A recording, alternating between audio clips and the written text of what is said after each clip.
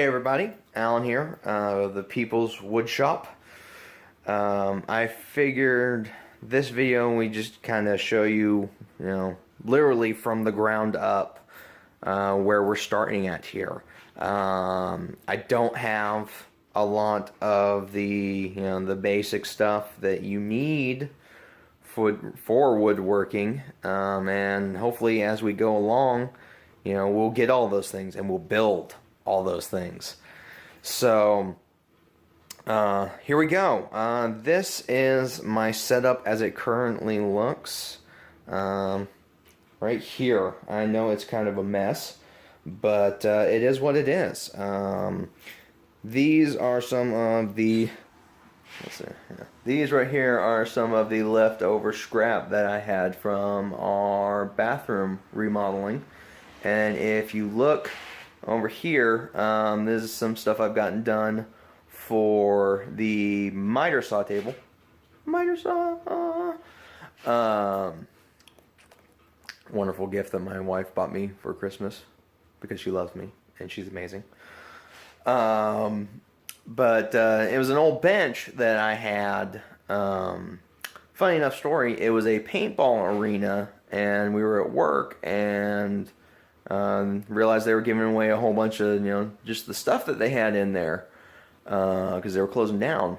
And they had a whole bunch of these pre-made, just basic little benches and tables and whatnot. And I really wish I would have gotten a table. It would have made things so much easier. But I didn't. I only had enough room for like this little tiny bench because we were living in an apartment at the time. But it was about 8 foot long, moderately decent, like 2x4s and what have you.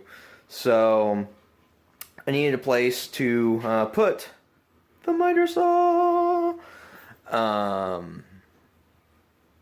But I didn't want to go out and buy a whole bunch of lumber, so I figured, I don't really need this bench. I'll just break it down and use it to, make said table. It's not going to be pretty, but it's going to be functional.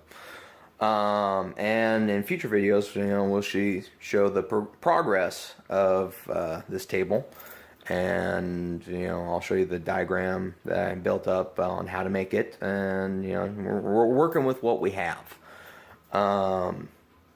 So anyways, yeah, so right now I am testing out some of my new chisels, which I recently purchased off of Amazon at the suggestion of Wrangler Star.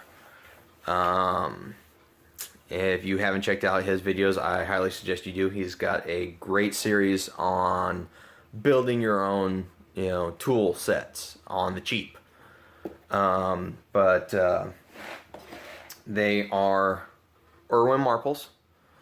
I believe I spent like $38 for a 6-piece set, and then I still have to finish sharpening all of these, but this one is sharpened using the Paul Sellers method. Another great resource to learn from. And I gotta say, these things are stupid sharp. I mean, you can kind of, the hair's grown back a little bit, but if you can kind of see right there, where the hair is missing, they are razor sharp, but they will never touch this beard. I also got this combination square, also Irwin Marples. It was only like 14 bucks off Amazon. Very affordable. Very nice. I'm loving using this thing. It's made a world of difference in some of the projects I've had. But basically right now I'm just kind of learning and experimenting on making Morrison tenons. Because some of my future projects, like my wife's craft desk, I'm going to implement some of that in the making of it. So I never made Morrison tenons ever. So obviously I want to practice and try and get the technique down first before I go and buy all this expensive lumber and start putting holes in it. I'm going to show you my first mortise. just some scrap. You know, you can go like buy a piece of lumber and just practice. You know, or if you have something laying around. I didn't do too bad. It is a little off.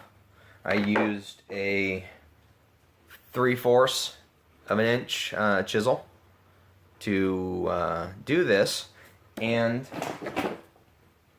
my first project, the Thor's woodworking hammer, which I will also be doing a video on. You know, just a little bit of explanation and, you know, how to on how I built this with literally no woodworking tools. But it's not that bad. When I realized that when, you know, I need to do a little bit better job of the measuring off on each end, and also the importance of truing up your wood, either with a hand planer or, you know, if you're using power tools.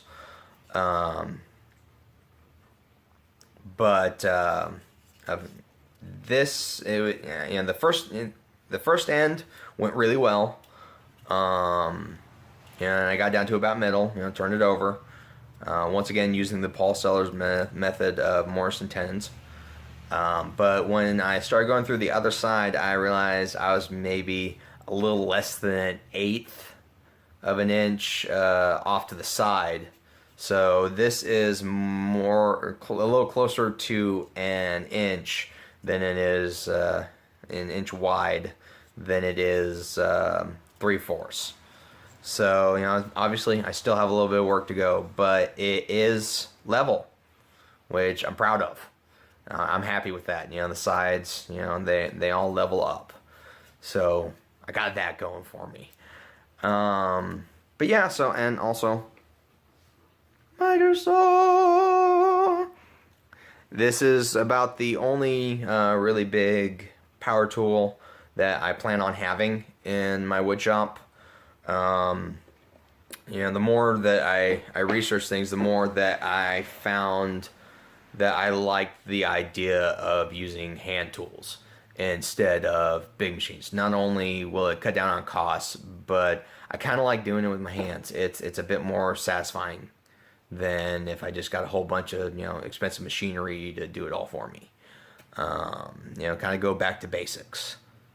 You know, I'm just that kind of guy. If you use power tools, you know, nothing wrong with that. If you can afford power tools, also nothing wrong with that. But for me, myself, and this journey of the People's Wood Shop, I thought, you know, it might be a good idea to just kind of get back to a lot of skills as a society that we've lost. Like I said in my first video, you know, a lot of people, you know, we've lost how to kind of make things. And, you know, we just kind of go out and we buy whatever we need. And a lot of that stuff costs more than it should, and the quality of it isn't what it should be or what it could be. So, you know, I decided, you know, we're going to learn how to, you know, do it old school style. And yeah, but I hope you enjoyed watching my little mess in here. You know, and as we go along, you know, we're going to literally build this from the ground up. You know, from sitting on the garage floor, you know, hobbling all these things together. Eventually, we're going to be building our own woodworking bench, and I'm really excited for that project. And you get to see me, you know, hopefully succeed. You know, maybe a little bit of my failures, but you know, you don't learn without failing. So, you know, stay tuned, and I look forward to doing some more of this. See you guys later.